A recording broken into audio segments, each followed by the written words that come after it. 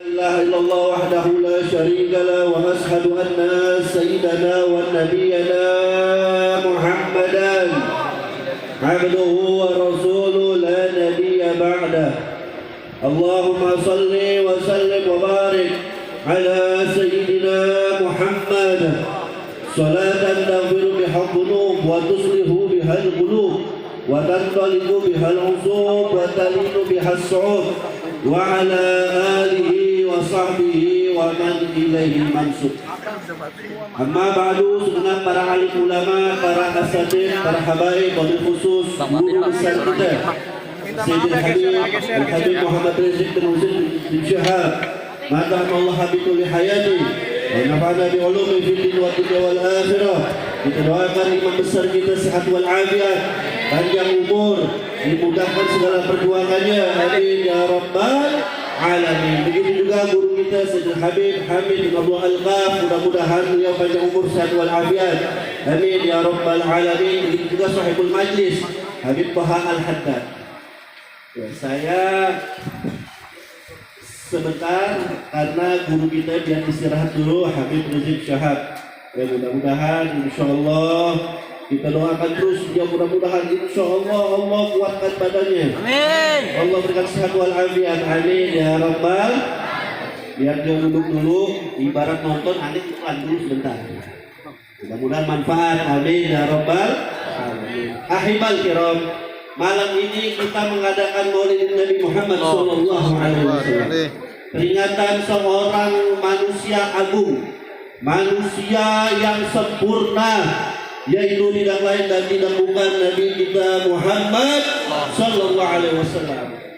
Nabi Muhammad sebelum dilahirkannya saja sudah diberikan informasi oleh Allah melalui nabi-nabi sebelumnya.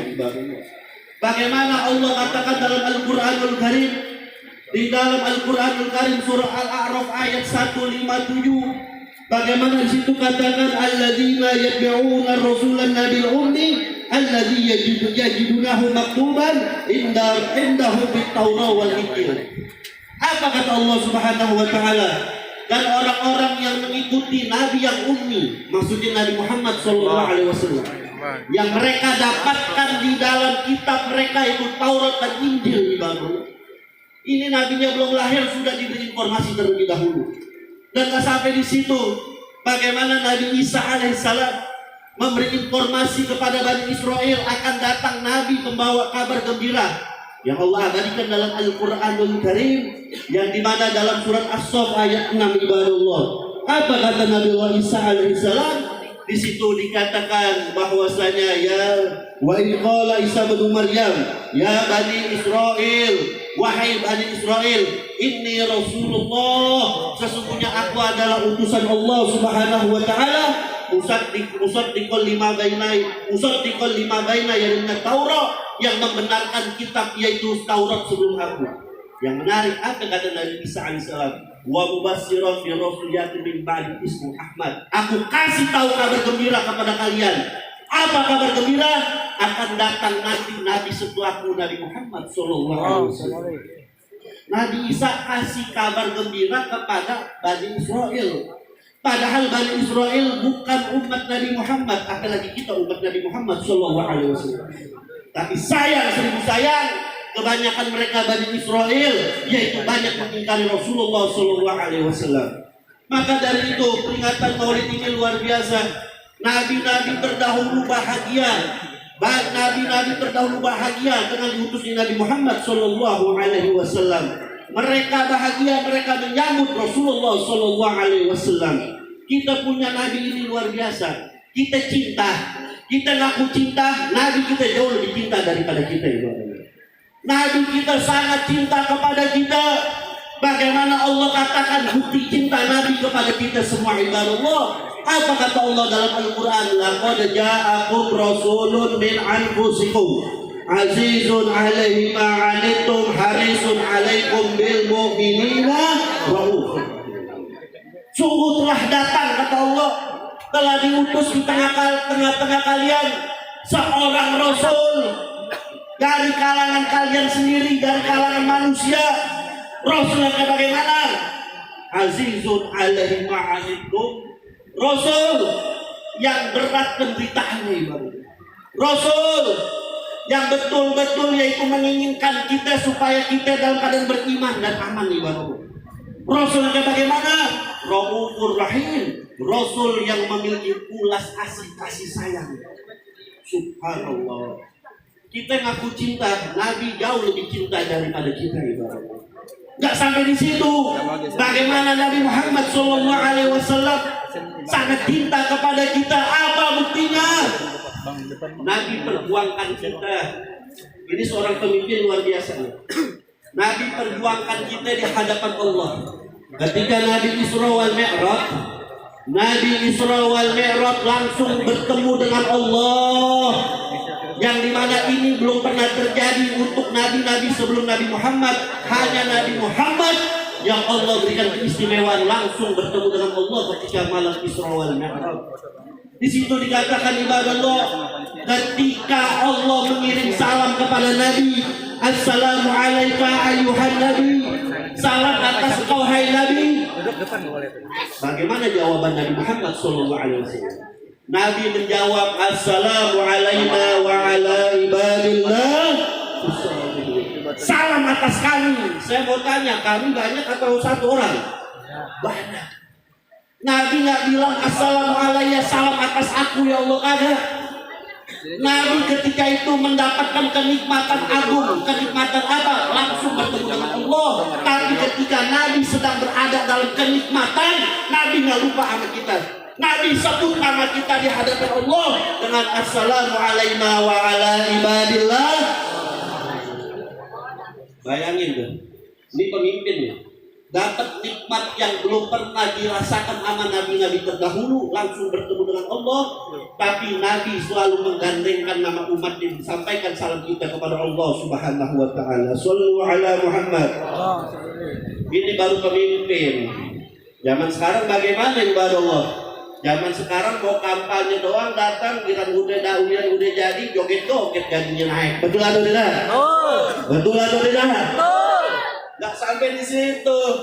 Ketika Nabi sakaratul maut, yang diingat kita, Nabi ketika itu angkat tangan berdoa, ya Jibril, sampaikanlah salam kepada Allah, ini doa saya untuk umat saya. Alangkah sakitnya dicabut roh nyawa ini. Nabi angkat tangan ibadah Allah. Apa kata Nabi? Allahumma khaffif fi sakaratul maut ala umat. Ya Allah, ringankanlah di dalam sakaratul maut untuk umatku, biar rasa sakit aku yang tanggung. Ini Nabi Muhammad SAW. Kita ngaku cinta kita buktikan. Kita ngaku cinta, Nabi jauh lebih cinta daripada kita ibadah Allah. Maka itu kita hadir di majlis maulid ini, jangan cuma hadir doang, tapi kita nggak bisa ikutin teladan Nabi Muhammad SAW. Jangan kita hadir maulid tapi nggak ada perubahan dalam hidup kita. Ibadah Allah, ikutin ajaran Nabi Muhammad SAW. Sebelum saya akhiri, Al-Imam Abu Hanifah pernah mengatakan, memberikan nasihat kepada anaknya. Abu Hanifah mengatakan, Imam Abu Hanifah, wahai anakku, kalau engkau ingin hidup berkah dunia akhirat, kalau engkau ingin dicintai sama Rasulullah SAW, aku kasih nasihat dengan 5 hadis Nabi, kata Imam Abu Hanifah. Ini nasihat buat kita semua. Imam Abu Hanifah mengatakan kepada anaknya, wahai anakku, ingat-ingat 5 hadis ini. Imam Abu Hanifah bawakan ini hadis 5 ini nasihat buat anaknya dan kita semua ibadah Allah. Apa kata Imam Abu Hanifah? Wahai anakku, ingat-ingatlah hadis Nabi Muhammad SAW. Innamal a'malu binniyat. Sesungguhnya hanya saja perbuatan itu tergantung dengan niatnya. Artinya apa? Kalau perbuatan kita ingin diberkahi oleh Allah, harus didasari dengan niat yang baik. Jangan mimpi perbuatan kita dapat berkah kalau kita nggak ada niat yang baik. Maka itu niat ini luar biasa. Contoh kecil aja, ketika kita puasa, kita malamnya niat, betul atau tidak? Kita niat dalam hati, niat karena Allah. Dalam hati tancapkan niat besok mau puasa, subhanallah, kita 12 jam agak terasa lapar. Coba besok ente dah kalau puasa nggak niat. Paling jam 9 pagi kita nggak sibuk belum. Udah keroncongan perut, betul atau tidak? Maka dari itu Imam Abu Hanifah mengatakan, ingat-ingatlah hadis niat ini wahai anakku, amalkan ini niat. Karena kenapa? Niat ini yang akan mendatangkan pertolongan Allah Subhanahu wa Ta'ala.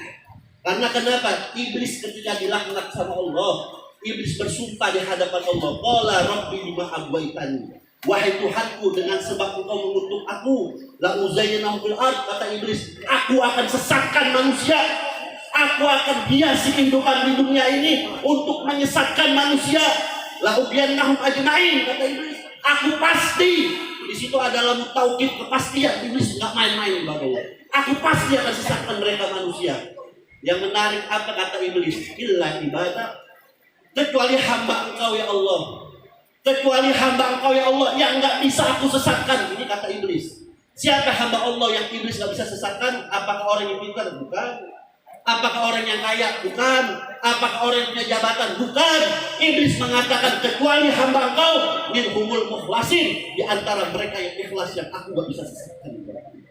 Maka dari itu tanamkan rasa keikhlasan. Rasa keikhlasan luar biasa. Makanya alhamdulillah kita berjuang di bawah komando imam besar kita, betul atau tidak? Bagaimana kita lihat imam besar kita ujiannya luar biasa. Wallah mungkin kalau kita udah setruk kali loh. Ujiannya banyak banget, tapi subhanallah beliau selalu tegar, beliau selalu kuat. Kita yakin bahwasanya di dalam dada beliau ada keikhlasan karena Allah Subhanahu wa Ta'ala. Wallah kalau nggak ikhlas sudah hancur, betul atau tidak? Makanya tanamkan rasa keikhlasan. Inna sholati wa nusuki wa mahyaya wa mamati lillahi rabbil alamin. Lalu yang kedua, Imam Abu Hanifah mewasiatkan kepada anaknya, wahai anakku, ingat-ingatnya hadis Nabi Muhammad SAW. Min husni islamil mar'i tarkuhu ma la ya'ni. Apa kata Nabi? Dari baiknya orang muslim, dari baik-baiknya orang muslim, mereka meninggalkan hal-hal yang ada manfaatnya. Artinya apa? Kita isi hidup kita dengan manfaat. Kalau kita ngaku umat Nabi Muhammad, jangan berikan hidup kita yang gak manfaat ibadah.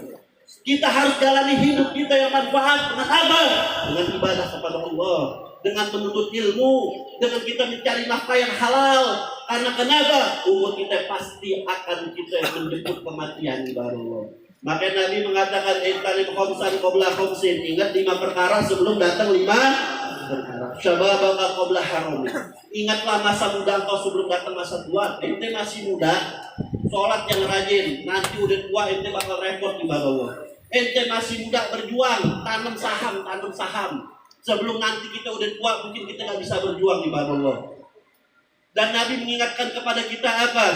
Nabi mengingatkan kepada kita yang terakhir apa? Nabi mengingatkan kepada kita wahayata qabla mautik. Ingatlah masa engkau hidup sebelum kau mati di bawah Allah. Kalau kita mati, wallah kita nyesal.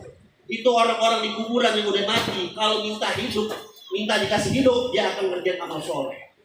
Ini yang kedua, Imam Abu Hanifah mengatakan, ingat hadis Nabi Muhammad SAW, anakku, jangan kerjakan hal-hal yang bermanfaat. Lalu yang ketiga, Imam Abu Hanifah mewasiatkan kepada anaknya, wahai anakku, ingatlah hadis Nabi Muhammad SAW, la yuminu ahadukum hatta yuhibba li akhihi ma yuhibbu li nafsi. Nabi pernah bersabda, kurang sempurna iman seseorang manakala dia belum mencintai saudaranya sebagaimana dia mencintai diri sendiri. Artinya apa? Jangan ngaku umat Nabi Muhammad kalau kita saling bermusuhan di bawah. Jangan ngaku umat Nabi Muhammad kalau kita saling gondok-gondokan. Karena kenapa? Nabi mengatakan alaikum bil jamaah fa inna yadallah ma'al jamaah. Wajib bagi kalian bersatu karena sesungguhnya pertolongan Allah bersama dengan orang-orang yang bersatu. Jangan mau diadu domba, betul atau tidak? Zaman sekarang ini lagi ada proyek itu adu domba Habib sama Kiai. Kiai sama Kiai, Habib sama Habib, betul atau tidak? Habib sama Kiai diadu domba dengan narasi ini Arab, yaitu Arab ini katanya pendatang dari Yaman. Ini Arab bukan pribumi.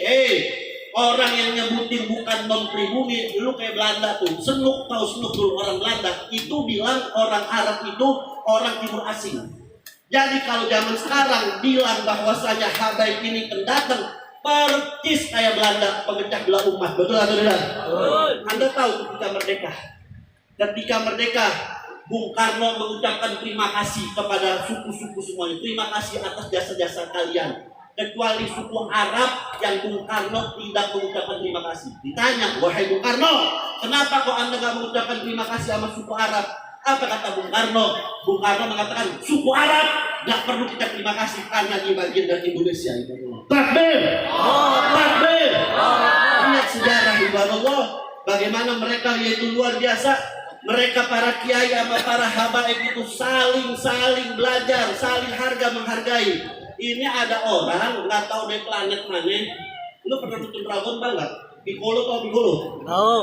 Kan ada planet Namek tuh. Nah ini nih, ngakunya pasukan Wali Songo. Jangan Wali Setan, betul atau tidak? Saya mau tanya, Wali Songo bersatu atau memecah belah umat?